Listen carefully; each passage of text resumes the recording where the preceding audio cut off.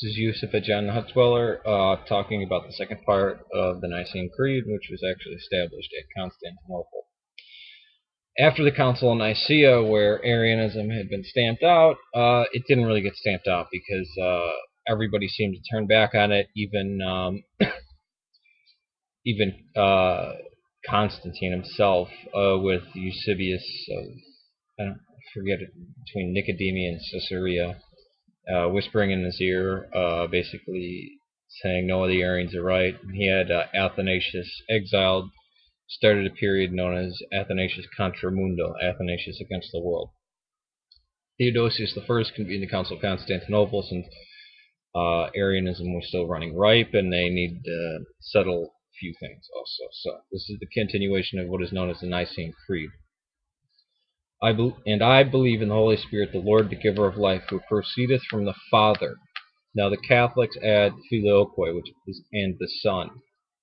No, that's not in the original. That came years later in an attempt to refute Arianism in Spain when the Visigoth Arians come into Spain, and they added and the Son. They changed the creed without any authority, really. So I believe in the Holy Spirit, the Lord, the giver of life, who proceedeth from the Father, who with the Father and the Son together is worshipped and glorified, who spake by the prophets. Now we cross ourselves when we say who with the Father and the Son together is worshipped and glorified, because we're mentioning all three of the Trinity. So this one, make the sign of the cross. And I believe in one holy Catholic and Apostolic Church.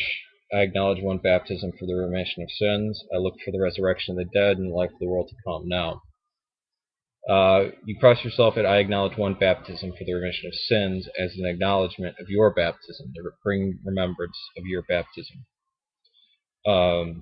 I cross myself when I say I believe in one holy Catholic and Apostolic Church. It's a personal thing of mine. Again, it's something I personally do. It's not. It's a personal devotion. It's not something you'll see everybody doing in every church, but some people do it.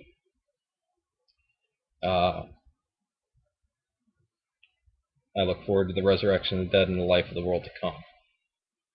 So that is the second part of the Niceo-Constantinopolitan Creed. It's got some long name. I just shortened Nicene Creed, and that is a version of it that we use.